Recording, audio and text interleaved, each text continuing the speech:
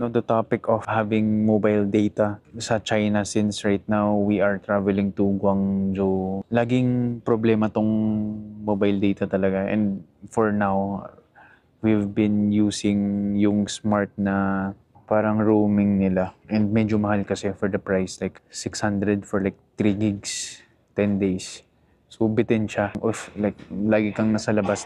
So right now, we've availed of this parang Happy China na travel sim. In-order lang namin siya sa Lazada and it got delivered. Parang nag-ship out ata siya, I think from Hong Kong.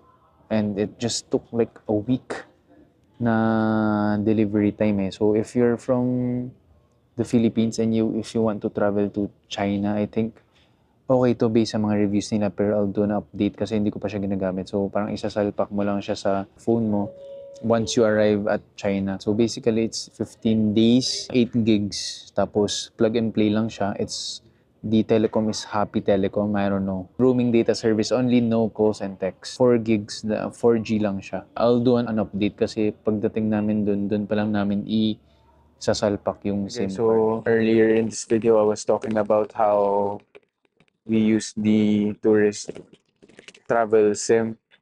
And yun na nga, ang nangyari is plug and play lang siya. Kasi sinalpak lang namin siya sa card slot namin. Then we just turned on the data roaming and gumana naman siya immediately. There will be no calls, no texts, just data roaming. So it works here at China.